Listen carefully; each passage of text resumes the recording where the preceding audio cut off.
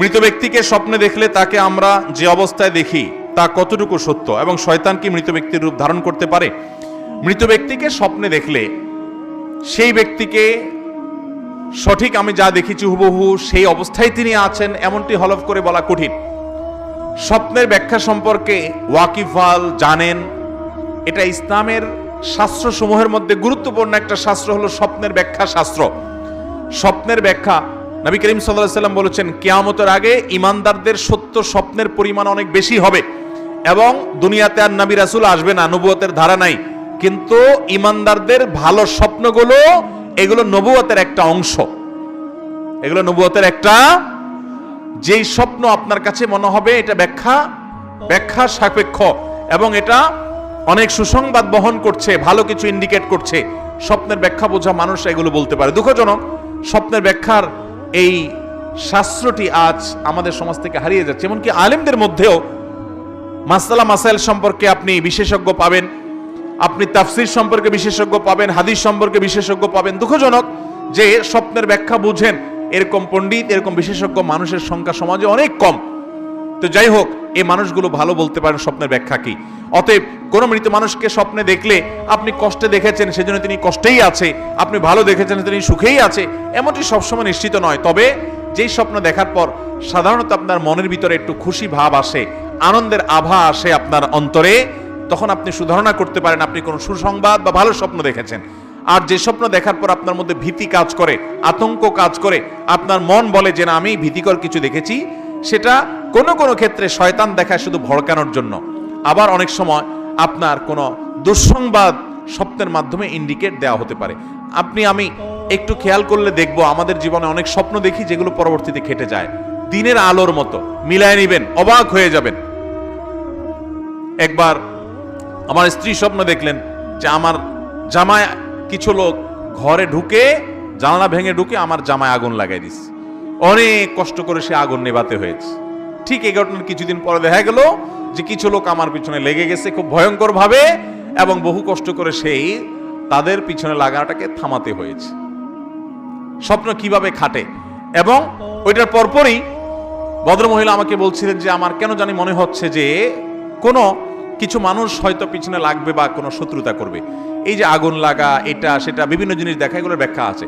আল্লামা ইবনে সিরিন ইসলামের ইতিহাসের একজন বড় মনীষী ছিলেন, অনেক বড় মুহাদ্দিস ছিলেন। মুহাম্মদ ইবনে সিরিন রহমতুল্লাহি আলাইহি, ইমাম মুহাম্মদ ইবনে সিরিন রহমতুল্লাহ আলাইহি সোনালী যুগের মানুষ ছিলেন, প্রথম 3 যুগের মধ্যে তিনি ছিলেন। তিনি স্বপ্নের ব্যাখ্যা অনেক ভালো বুঝতেন, তার স্বপ্নের ব্যাখ্যার বইও আছে, বাংলা অনুবাদ হয়েছে, এর ভিতরে কিছু অথেন্টিক আছে কিছু আনঅথেন্টিক আছে। যাই হোক, আমি দীর্ঘ কথা বলে ফেলেছি। মূল কথা হলো মৃত মানুষকে স্বপ্নে দেখলে সে স্বপ্ন সত্য হতে পারে আবার ভুলও হতে পারে। শয়তান মৃত মানুষের রূপ ধারণ করে আসতে পারে, সেটা অস্বাভাবিক কিছু। স্বপ্নে দেখে কোনো শরীয়তের বিধান সাব্যস্ত করা যাবে না। কেউ যদি স্বপ্নে দেখে যে তুমি হজ করতে যাও না তোমার ক্ষতি হবে, তাহলে সেই স্বপ্ন মানা যাবে? কারণ বুঝতে হবে এটা ইবলিসে দেখাইছে, কারণ ফরজ কাম থেকে বাধা দিবে একমাত্র কে? অতএব এটা শয়তানে দেখাইছে, বিদায় এটার পাত্তা দেওয়া যাবে না। অতএব মৃত মানুষকে তার রূপ শয়তান আকৃতি ধারণ করতে পারে, এটা অস্বাভাবিক নয়। তবে ওই যে বললাম ভালো মন্দ এটা নিরূপণ করা ব্যাখ্যা সাপেক্ষ, ব্যাখ্যাতা যারা তারা ভালো বলতে পারেন, তবে কিছু ইন্ডিকেট আছে যেটা আমি বলার চেষ্টা করলাম। এরপরে প্রশ্ন হলো, আমার প্রশ্নটা হচ্ছে যারা লোভে সুদে টাকা দেয় জেনে শুনে তাদের ঘরে খাওয়া কি ঠিক হবে? বিশেষ করে হুজুরদের জন্য। হুজুরদের জন্য তো বিশেষ কিছু নাই, সবার জন্য মাসালা কি? হারামটা যদি হুজুর রাখায় হারাম হবে, যারা অহুজুর তারা খাইলে কি হালাল হয়ে যাবে? যারা হুজুর না তাদের জন্য কি হালাল হবে? শুনে রাখেন, যার উপার্জন শুধুই হারাম উপার্জন, অন্য কোনো হালাল উপার্জন নাই, এইরকম লোক যে সুদের টাকা লাগায় সেখান থেকে তার উপার্জন হয়, ওটা দিয়ে তার সংসার চলে, আর কোনো হালাল উপার্জন নাই। একটা মদের দোকান আছে, মদ বিক্রি করে, সেখান থেকে লাভ আসে, সেটা দিয়ে সংসার চলে, অন্য কোনো উপার্জন নাই। ওই লোক যার অন্য কোনো উপার্জন নাই, যা আছে সবটুকু হারাম, সে যদি আপনাকে হাদিয়া দেয় বা দাওয়াত দেয়, ওইটা খাওয়া আপনার জন্য হালাল না, হারাম। ওইটা আপনার জন্য খাওয়াটা জায়েজ হবে। অনেক সময় ডিনাই করা যায় না, তাকে মুখের উপরে না করা যায় না, বাসায় নিয়ে আসে ভুল বুঝে, সৎসাহস করে যদি বিনয়ের সাথে সুন্দর করে বুঝায় বলে দিতে পারেন, তাহলে এটা বড় একটা দাওয়াত হতে পারে যে ভাই হারাম উপার্জন করছেন আপনি, আমি এটা অ্যাভয়েড করতে চাচ্ছি, আপনি যদি মনে কিছু না করেন, যদি বুঝায় বলতে পারেন সেটা অনেক ভালো একটা কাজ। যদি না পারেন তাহলে অন্তত নিজে সেটা ভোগ করবেন না, অন্য কোনো গরিব মানুষকে দিয়ে দিবেন, তারটা তাকে ফেরত দিতে না পারলে কিন্তু নিজের পরিবার লোকদেরকে খাওয়াবেন না। কারণ হারাম যে উপার্জন করেছে তার হালাল কোনো উপার্জন নাই, শুধু হারামটাই আছে, ওইটা আপনাকে খাওয়াইলে আপনার জন্য খাওয়া জায়েজ হবে। আর যদি কারো মিশ্র উপার্জন থাকে, বুঝেন মিশ্র উপার্জন মানে কি, হালালও আছে হারামও আছে। সরকারি চাকরি করে, বেতনও আছে আবার ঘুষও আছে, আছে না নাই? বেতনও পায়, টিন চুরি গম চুরিও করে, মিশ্র উপার্জন, হালালও আছে সাথে হারামও আসে। দোকানে কাজ করে, মালিকের বেতনও পায় আবার ক্যাশ থেকে চুরিও করে, আছে না নাই?